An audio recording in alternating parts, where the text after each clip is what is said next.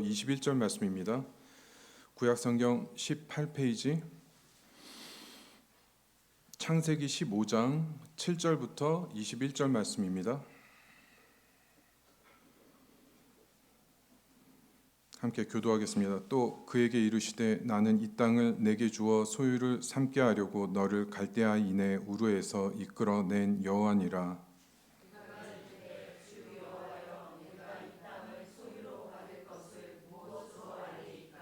여호와께서 그에게 이르시되 나를 위하여 3년 된 암소와 3년 된 암염소와 3년 된 숫양과 3비둘기와 집비둘기 새끼를 가져올지니라.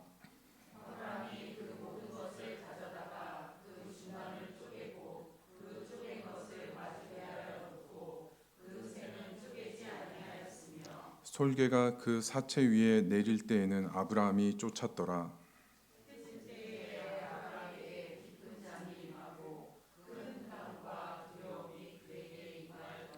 여호와께서 아브라함에게 이르시되 너는 반드시 알라 내 자손이 이방에서 객이 되어 그들을 섬기겠고 그들은 400년 동안 내 자손을 괴롭히리니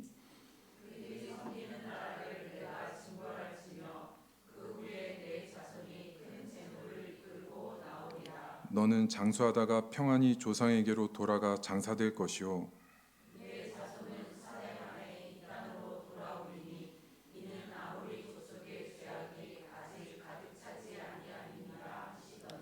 해가 져서 어두울 때 연기 나는 화루가 보이며 타는 횃불이 쪼갠 고기 사이로 지나더라.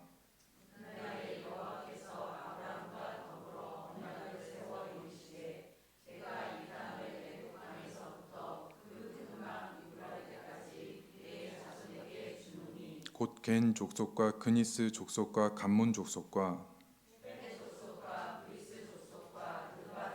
다 지켰습니다. 아무리 족속과 가나안 족속과 기르가스 족속과 여부스 족속의 땅이니라 하셨더라. 아멘. 오늘 믿음에서 언약으로라는 제목으로 말씀 나누도록 하겠습니다. 하나님이 주신 언약에 대해서 믿음으로 앞에 본문에서 믿음으로 반응했던 아브라함이 그럼에도 불구하고 자신이 하나님의 약속을 받아들이지 못하고 증거를 구했을 때 하나님이 아브라함에게 주신 은혜는 무엇인가 하면 그 해결되지 않고 아직 받지 않은 선물의 그 문제를 해결해 주신 게 아니라 아브라함에게 다시 언약을 맺게 하셨다는 겁니다. 이 말을 다른 말로 좀 바꿔서 말하면 이런 말입니다. 믿음에서 그 믿음이 약해질 때 다시 믿을 수 있는 자리로 하나님께서 인도하셨다는 거죠. 하나님은 믿음에 있어서만큼은 일체의 양보나 타협이 없다는 뜻입니다. 맥스 루케이도 목사님의 그 Unshakable Hope, 그 우리말로 번역할 때 흔들리지 않는 약속, 흔들리지 않는 소망이라는 책에서 이런 말을 했습니다.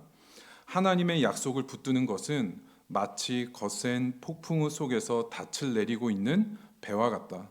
닻이 없다면 배는 파도에 밀려 떠내려 가겠지만 닻을 깊이 내리고 있기 때문에 배는 파도의 충격을 온 몸으로 받아내며 팽팽하게 당겨지는 밧줄의 고통을 견뎌야 한다. 이렇게 말했습니다. 여기에서 닻이라는 게 믿음이고 떠내려 간다라는 표현은 무관심과 포기를 의미하는 겁니다. 여기에 중요한 의미가 있습니다. 우리가 고통과 고난 중에 힘든 이유는 믿음이 있기 때문에 우리에게 고통이 느껴지고 어려움이 느껴진다는 겁니다. 만약 믿음을 붙들기를 만약에 쉽게 포기한다면 고통스러울 필요가 없습니다. 믿지 않으면 되고 인간적인 방법과 선택으로 한순간 한순간 살아가면 그만인 거죠. 그런데 거센 폭풍우 가운데 믿음의 닻을 내리려고 하니까 하나님의 약속이라는 배가 떠내려가지 않도록 팽팽하게 당겨지는 긴장과 고통과 아픔이 우리한테 느껴진다는 겁니다. 오늘 본문의 아브라함의 믿음이 이런 믿음이라는 거죠. 도저히 하나님의 생명을 기대할 수 없는 시기에 하나님께서 후손에 대한 약속과 땅에 대한 약속을 주시고 아브라함이 하나님을 믿지만 그 약속이 쉽게 자기에게 감당할 수 있는 말씀이 아니니까 오늘 본문에 보면 아브라함이 하나님께 증거를 요구합니다. 하나님은 이때 후손과 땅을 주시는 것이 아니라 그 믿음이 연약할 때 후손과 땅을 바로 주실 수도 있는데 그 하나님의 방법은 그게 아니라 아브라함과 하나님 사이에 새로운 언약을 준비하신다는 겁니다. 그리고 횃불을 통해서 하나님께서 이 언약을 보증해 주시는 말씀을 주고 계십니다. 믿음에서 또다시 믿음의 자리로 하나님께서 인도해 가시는 거죠. 오늘 말씀을 들을 때 우리가 들어가기 전에 세 가지 관점을 생각하고 들어가야 됩니다. 첫 번째, 오늘 본문이 아브라함 개인에게 어떤 메시지와 의미를 주고 계신지를 먼저 생각해야 되고, 그 다음 이 말씀을 듣는 광야 가운데 이스라엘 백성에게 주시는 하나님의 메시지가 무엇인지, 이 두 가지를 먼저 생각했을 때 맨 마지막에 하나님이 지금 고난과 어려움에 있는 우리에게 하나님께 주시는 음성을 생각해야 한다는 겁니다. 오늘 말씀은 믿음이 흔들릴 때 다시 하나님을 의지하고 믿음의 자리를 지켜나가야 한다고 말씀하고 있죠. 오늘 말씀을 통해서 어떤 어려움과 고통 가운데 있더라도 다시 하나님의 말씀을 듣고 간절히 하나님께 나아가 우리의 믿음이 온전히 회복될 수 있는 그런 시간이 되기를 바랍니다. 오늘 처음 살펴볼 제목 같이 한번 읽겠습니다. 믿으니까 어려운 것. 본문 7절과 8절 말씀 함께 교도하겠습니다. 또 그에게 이르시되 나는 이 땅을 내게 주어 소유를 삼게 하려고 너를 갈대아 인의 우르에서 이끌어낸 여호와니라.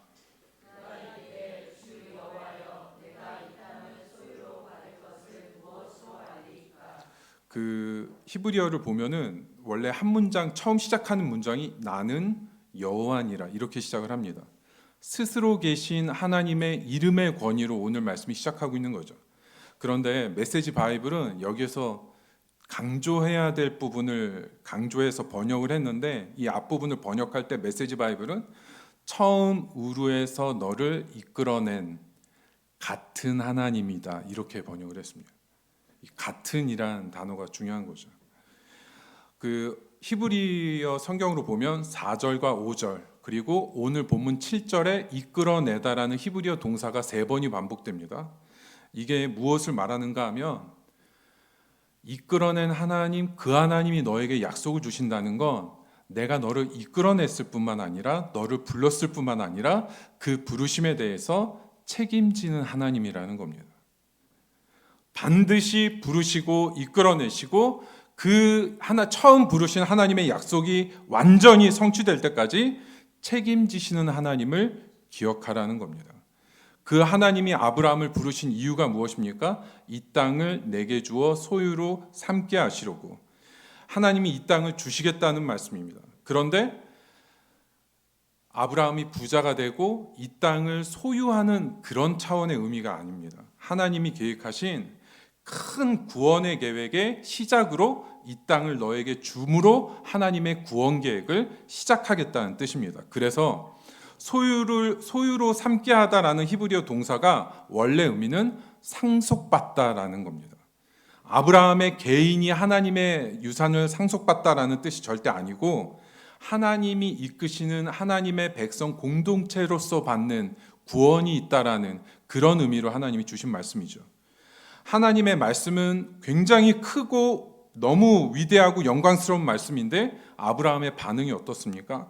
아브라함의 지금 마음은 뭐냐면은, 아브라함은 제일 먼저 하나님이 주시는 땅의 의미를 지금 알 수도 없고, 단순히 무조건 믿고 가겠습니다 이렇게 하기에는 하나님의 말씀이 너무 크게 다가오는 겁니다. 하나님의 약속이 지금 자신이 믿고 있는 믿음에 비하면 하나님의 지금 당장 주시고 있는 약속이 너무 크고 버거운 말씀을 주시는 거예요. 이 순간 믿음이 없는 경우와 믿음이 있는 경우가 갈라지게 됩니다. 믿음이 없을 때에는 하나님의 이 큰 약속을 지나칩니다.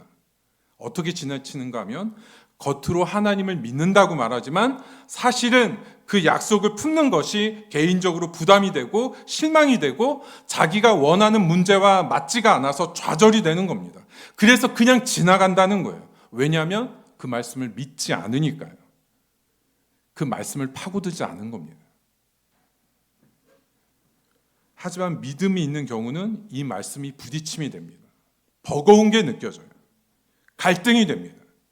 하나님을 믿는데 하나님이 주신 말씀이 너무 크고 거대하니까 이해가 가지 않고 마음속에 계속 부딪힘이 일어나니까 결국 어떻게 합니까? 믿음이 있는 사람은 그 말씀을 가지고 하나님께 간절히 나아가는 겁니다. 하나님을 붙들고 늘어지는 거죠. 이 말씀의 의미를 알게 해달라고, 믿을 수 있는 증거와 확신을 달라고 하나님께 간구하게 되는 겁니다. 우리에게 어떤 메시지를 주고 있습니까? 우리에게 구원을 주시고 우리에게 살아갈 수 있는 터전을 주신 하나님께서 약속해 주시는 게 있는 겁니다. 하나님께서 우리 삶의 여정을 온전히 책임져 주시겠다는 말씀입니다. 그런데 여기서 숨겨진 하나님의 뜻을 간구하고 찾고 너희들에게 주는 음성으로 들으라는 겁니다. 마태복음 7장 7절에 구하라 그리하면 너희에게 주실 것이요 찾으라 그리하면 찾아낼 것이요 문을 두드리라 그리하면 너희에게 열릴 것이니 라고 예수님이 말씀하셨습니다. 그 의미와 뜻을 하나님 앞에서 찾으라는 겁니다. 이 말씀이 너무 당연하게 들리거나 상황이 어려운 가운데 이 말씀이 그냥 부담돼서 그냥 지나치고 싶다. 이건 이 말씀이 믿어지지가 않는 겁니다. 하지만 이 말씀을 믿고자 할 때 믿는 사람들은 이 말씀을 붙들고 하나님께 나아간다는 거죠. 근데 우리가 가지고 있는 뿌리 깊은 냉소와 침체는 이 말씀을 무미건조하게 받아들이게 한다는 겁니다. 하지만 말씀을 붙들고 하나님께 그 은혜와 증거를 구할 때 하나님이 주시는 분명한 의미와 구체적인 음성으로 우린 믿음의 자리를 지켜가게 되는 겁니다. 우리에게 놀라운 구원과 삶의 터전을 주신 하나님의 뜻을 오늘 이 시간 찾으시고 길을 발견하는 성도님들 되시기를 바랍니다. 오늘 두 번째로 살펴볼 제목 같이 한번 읽겠습니다. 약속을 빼앗기지 말라. 본문 9절부터 11절 말씀 함께 교도하겠습니다. 여호와께서 그에게 이르시되 나를 위하여 3년 된 암소와 3년 된 암염소와 3년 된 숫양과 산비둘기와 집비둘기 새끼를 가져올지니라.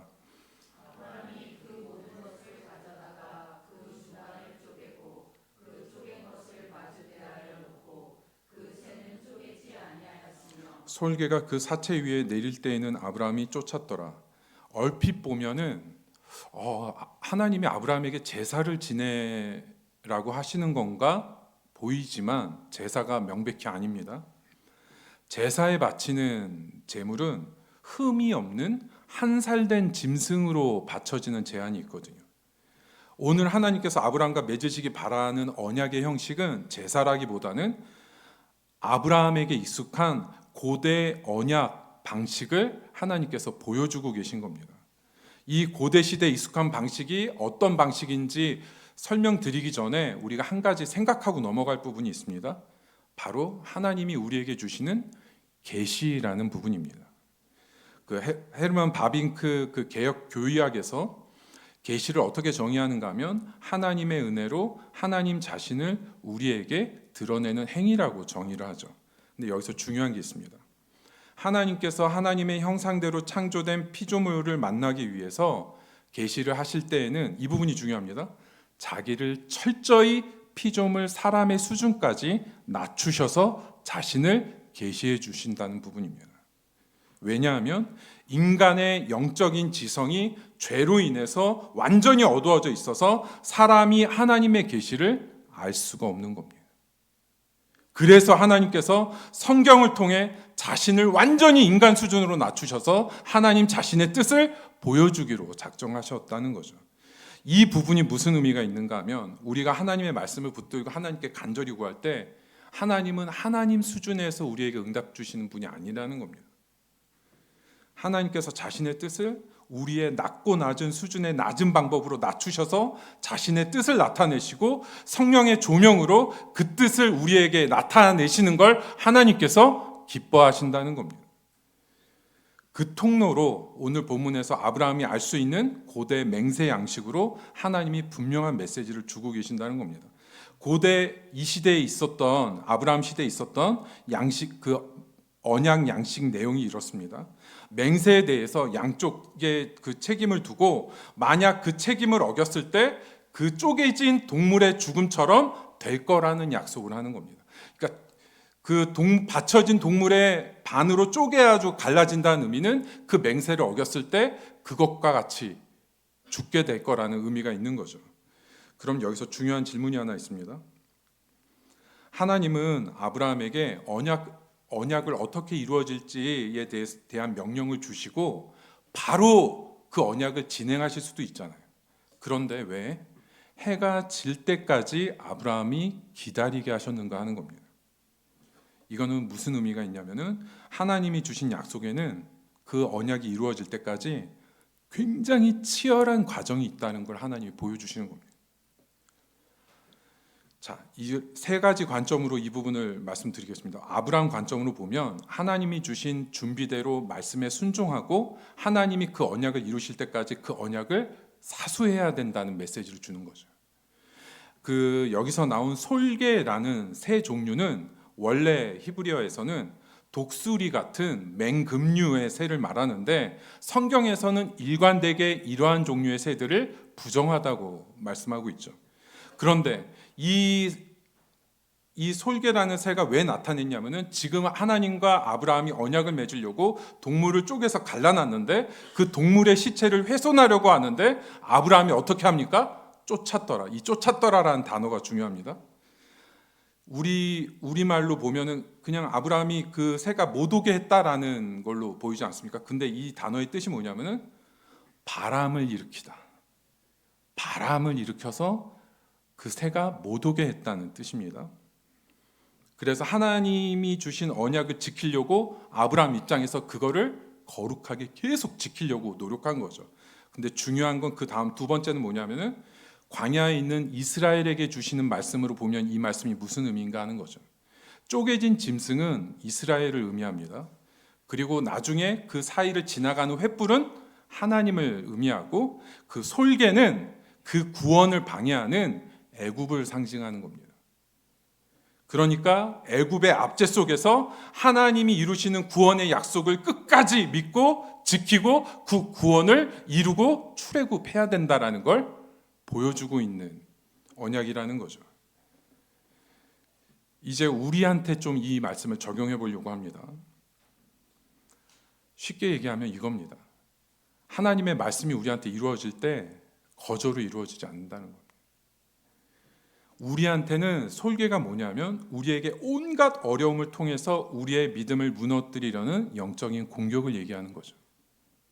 어떻게 우리에게 주신 말씀을 우리가 끝까지 지켜낼 수 있습니까? 우리가 세 가지를 생각할 수 있습니다. 하나는 우리의 시선입니다. 그 어떤 영적인 공격과 흔듦과 고통이 왔을 때 하나님이 주신 말씀에 우리의 시선이 고정해야 됩니다. 이것을 붙드는 싸움이라는 거죠. 제일 먼저. 두 번째로 아브라함이 하나님의 말씀하신 재물들을 거룩하게 지키려고 한 것처럼 그 재물이 훼손되지 않도록 우리 자신을 거룩하게 지키는 싸움 가운데 나아가야 한다는 겁니다. 근데 맨 마지막은 쫓아낸다는 거 앞에서 또 말씀드렸지만 바람을 일으키다는 겁니다. 내 자신이 가지고 있는 힘과 능력으로 이기는 그런 싸움이 아니라 말씀과 성령의 충만함으로 영적인 공격을 이겨내야 한다는 의미입니다. 그런데 정말 우리한테 중요한 시점, 우리가 모르는 게 아니라 이러한 영적 긴장과 싸움이 우리에게 어느 순간 약해집니까? 히브리서 2장 1절 말씀 제가 읽겠습니다. 그러므로 우리는 들은 것에 더욱 유념함으로 우리가 흘러 떠내려가지 않도록 함이 마땅하니라. 말씀과 너무 멀어 보이는 무거운 현실에 우리의 믿음이 현실에 떠내려갈 때가 있습니다. 이때 우리 자신이 내가 이렇게까지 해야 될 의미가 약해지는 겁니다. 내가 싸워야 하나? 결국은 우리가 살아가는 평범한 일상 속에서 우리가 승리해야 되고 성령의 은혜로 계속해서 말씀이 우리에게 생생하게 들리고 있어야 되고 성령께서 붙들어 주시는 확신으로 기다리는 동안 위로와 힘을 얻고 있어야 한다는 겁니다. 팀 켈러 목사님 책 중에 그 고통에 답하다, 고난에 대한 주제로 이렇게 풀어낸 고통에 답하다라는 책에서 신앙에 대해서 팀 켈러 목사님이 이렇게 설명합니다. 신앙이란 감정이 아니라 하나님의 성품에 근거해서 고통을 재해석하는 능력이다. 저는 우리에게 다가오는 고난과 시험과 고통 중에 가장 힘든 부분이 이 부분이라고 생각합니다. 어려울 때 가장 쉬운 방법이 무엇입니까? 하나님을 부정하면 쉽습니다. 하나님을 비틀거나 왜곡하면 상황을 받아들이는 게 너무 쉽습니다. 그냥 하나님을 떠나면 됩니다, 마음이. 그런데 고통 중에도 정말 어려운 건 뭐냐면은 하나님이 사랑이 많으시고 인자와 자비가 많으신 그 하나님을 있는 그대로 믿음으로 인정하고 나에게 주어진 고통을 재해석한다는 의미가 무슨 뜻인가 하면, 하나님은 그대로 우리 믿음의 대상 그대로 놔두고 내 자신이 그 말씀 앞에 부서지고 녹아지고 갈아지게 만든다는 겁니다. 그게 고통을 재해석하는 겁니다. 하나님이 아니라 왜 하나님이 이런 일을 나한테 주셨지? 이런 일을 주시는 하나님을 믿을 수 있나? 하나님을 움직이려고 하는 게 아니라 그 고통을 재해석하는 내가 부서지고 죽어지는 과정이라는 겁니다. 일상에서 하나님이 주신 은혜와 능력으로 우리 자신을 말씀에 견고하게 빚어나가서 흔들리지 않고 영적인 긴장과 싸움을 감당하고 승리하는 성도님들 되시기를 바랍니다. 오늘 세 번째로 살펴볼 제목 같이 한번 읽겠습니다. 기쁨을 놓치지 말아라. 본문 12절부터 16절 말씀 함께 교도하겠습니다. 해질 때 아브라함에게 깊은 잠이 임하고 큰 흑암과 두려움이 그에게 임하였더니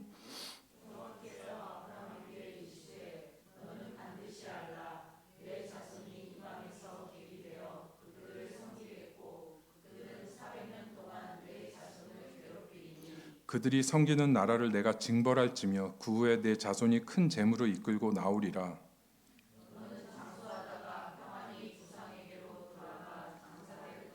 내 자손은 4대 만에 이 땅으로 돌아오리니 이는 아모리 족속의 죄악이 아직 가득 차지 아니함이니라 하시더니, 여기서 또 한 가지 이상한 게 있습니다. 아브라함이 있는 힘을 다해서 솔개를 내쫓았을 때 그때 하나님이 오시면 좋을 것 같은데 하나님이 그때 오시지 않고 해가 지고 아브라함이 깊은 잠에 들었을 때 하나님의 말씀이 임합니다. 이건 무슨 뜻인가 하면 이 앞에 나온 어두움이나 아브라함이 든 깊은 잠은 하나님이 의도하신 어두움이라는 겁니다.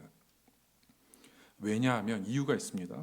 하나님이 이제 주시고자 하는 말씀이 그 땅에 아브라함에게 주는 땅의 의미가 그냥 하나님이 주시는 선물로 주어진다는 의미가 절대 아니라 어둠의 고난의 시간 후에 오는 하나님의 생명의 축복이기 때문입니다.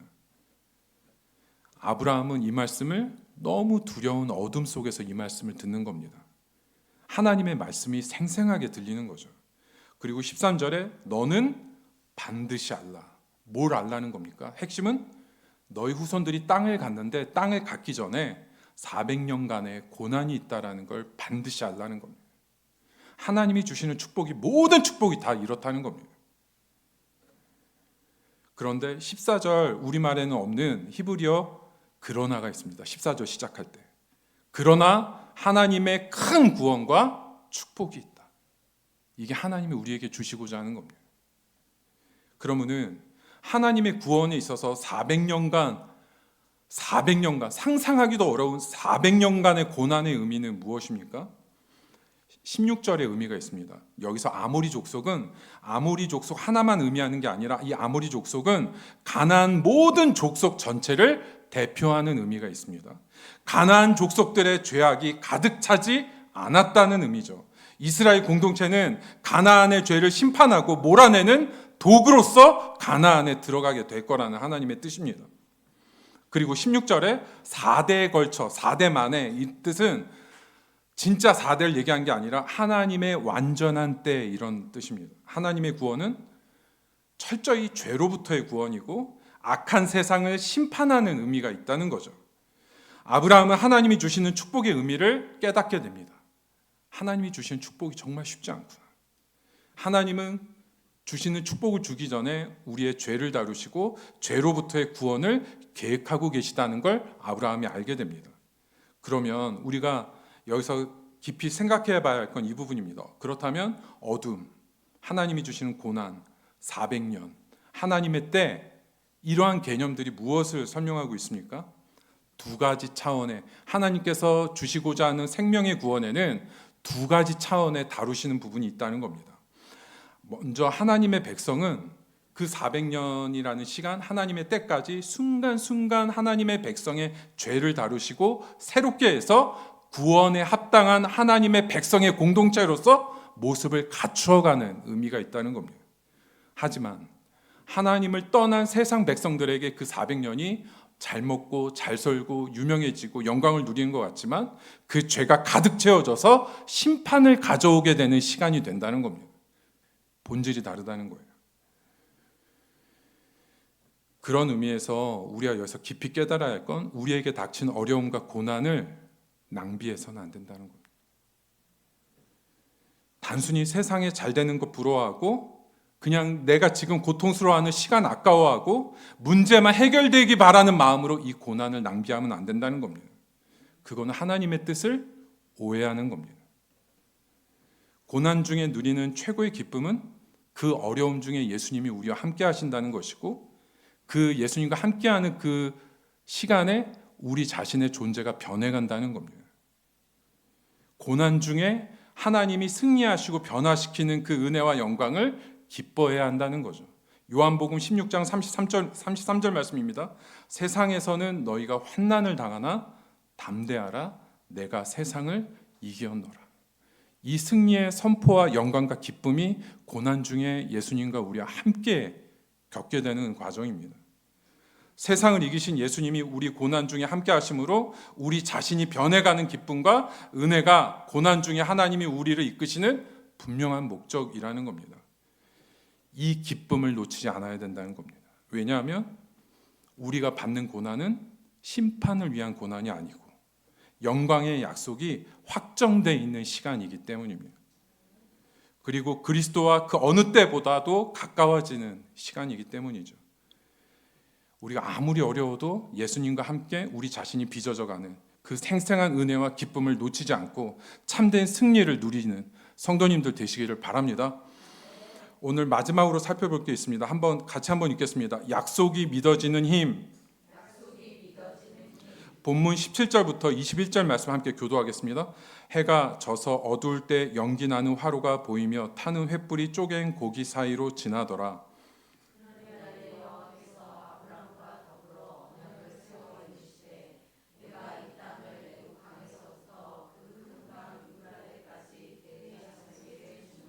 곧 겐 족속과 그니스 족속과 감문 족속과 아모리 족속과 가나안 족속과 기르가스 족속과 여부스 족속의 땅이니라 하셨더라. 여기에서 화로가 있는 횃불은 하나님이 임재하셔서 지나가는 것을 얘기하는 거죠.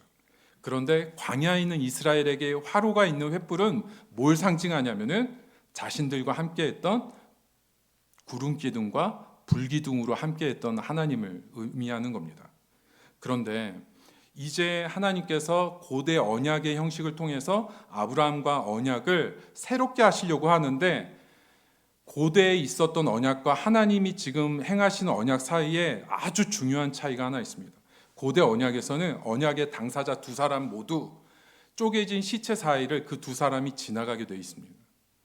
근데 아브라함과 하나님과의 언약인데 두 사람 하나님과 아브라함이 지나가는 걸 얘기하는 게 아니라 하나님 홀로 그 시체 사이를 지나가신다는 겁니다. 이 뜻은 무엇이냐면 이 약속의 성취는 아브라함에게 달려있다는 뜻이 아니라 철저히 하나님의 은혜와 능력으로 이루시는 것이고 이 약속에 하나님이 헌신하고 반드시 이루시겠다는 약속입니다. 성도 여러분, 믿음은 하나님이 이루신 구원과 은혜와 능력을 우리가 믿는 게 구원입니다. 아브라함이 하나님을 믿었어도 의심이 들고 흔들릴 때 하나님이 주시는 일방적인 큰 은혜는 문제 해결을 해주시는 게 아니라 다시 강권적으로 아브라함을 믿음의 자리에 앉혀놓는 게 하나님의 역사였다는 거죠. 하나님이 자신의 모든 것을 헌신하고 이루시겠다는 거대한 구원의 약속을 우리가 믿는 게 하나님이 바라시는 전부입니다. 그걸 믿으라는 거죠. 그런데 여기 중요한 부분이 하나 남아 있습니다. 뭐냐면 우리의 상태와 상관없이 내가 어떻게 살았는지의 공로와 상관없이 어떤 조건이나 상관없이 하나님의 무조건적인 그 사랑과 은혜를 믿을 때 무엇이 달라지는가 하는 겁니다. 정말로 그걸 믿을 때 무엇이 달라지는가. 18절을 한번 보십시오. 이스라엘이 얻을 가나안 땅의 경계가 나오는데 이스라엘이 얻게 될 가나안 땅의 경계가 나오는데 애굽 강에서부터 큰 강 유브라데까지라고 말씀합니다. 여호수아서나 신명기나 보시면 성경에서 나오는 가나안의 경계를 말하는 구절들이 많은데 지금 이 창세기 오늘 본문에 나온 경계는 그 가나안의 경계를 말한 것 중에서도 어떻습니까? 가장 모호하게 말씀하시는 겁니다. 이유가 무슨 의미가 있습니까? 가장 우리한테 다가오게 좀 표현하면 이런 거죠. 하나님 우리에게 축복의 경계를 말씀해요. 너 어디까지 축복을 받을 수 있다. 하나님께서 이런 말씀하실 때 우리한테 너가 받을 수 있는 축복은 1억 원까지야. 이렇게 말씀하시지 않습니다. 하나님의 약속을 눈에 보이는 경계로 하나님은 한정짓지 않으십니다. 하나님의 일방적인 은혜, 하나님의 일방적인 약속, 일방적인 구원, 그 사랑과 헌신에 대해서 과감하게 믿음으로 차지하는 경계를 하나님은 열어두시겠다는 겁니다. 이스라엘은 결국 어디까지 갑니까? 스스로 가나안 족속을 끝까지 몰아내지 않았을 때 오히려 거기서 안주하고 그들에게 물들어 살아갈 때 그들에게 그 남겨진 가나안 족속들이 가시가 된다고 말씀하고 있죠. 우리가 왜 하나님의 약속, 하나님의 지경을 향해 막 가다가 안주하게 되는 이유가 무엇이냐면 내 입장에서 편안한 축복만 생각하기 때문입니다. 그 한 성공한 목사님이 이제 자신의 이야기를 하면서 간증하는 걸 들었는데 이분은 굉장히 성공한 목사님입니다. 부흥도 했고 그런데 교회가 부흥의 절정에 올라왔을 때 새해가 들어서 굉장히 친한 선배 목사님을 찾아서 새해 인사를 하러 간 겁니다. 그 선배 목사님이 이제 이 목사님한테 김 목사 새해 하나님의 극률한 은혜와 축복을 많이 받으시게 이런 말을 했다는 겁니다. 사실 목사님으로서 할 수 있는 가장 일반적인 인사 아닙니까? 근데 이 성공한 이 목사님이 이 축복을 듣는데 마음속에 무슨 생각이 들었는가 하면 아니 어떻게 복을 더 받을 수 있니? 나는 진짜 받을 만큼 다 받았는데 선배 목사님이 더 받았으면 좋겠습니다. 이런 마음이 들더라는 겁니다. 그런데 나중에 자신의 마음에 대해서 이분이 굉장히 깊이 후회하고 회개를 하게 된다는 내용이죠. 왜냐하면 아직 자기가 살아가야 할 하나님 나라의 사명은 무궁무진하게 남아있는데 자신은 그것을 감당할 은혜와 축복이 너무 간절히 필요하다는 걸 나중에 알게 됐고 그 순간 너무 자기가 눈에 보이는 축복이 취해서 다 받은 것처럼 하나님께 얘기한 게 하나님이 들으셨다라는 걸 회개했다는 부분을 말하고 있는 겁니다. 성도 여러분, 안주한다는 것은 철저히 내 입장에서 눈에 보이고 느껴지는 편안함 때문에 안주하는 겁니다. 하지만 하나님의 지경은 우리가 영원한 안식에 들어갈 때까지 하나님은 계속 열어두고 계십니다. 요한계시록 21장 4절 말씀입니다. 모든 눈물을 그 눈에서 닦아주시니 다시는 사망이 없고 애통하는 것이나 곡하는 것이나 아픈 것이 다시 있지 아니하리니 처음 것들이 다 지나갔음이로라. 그 전까지, 그 영원한 안식이 오기 전까지 하나님의 지경은 우리한테 열려있는 지경이라는 겁니다. 우리가 하나님이 우리한테 기대하고 약속한 모든 지경들을 다 차지하고 영원한 안식과 하나님의 위로를 바라보고 거기에서 오는 위로와 힘을 얻는 성도님들 되시기를 바랍니다. 오늘 말씀 생각하면서 기도했으면 좋겠습니다. 오늘 말씀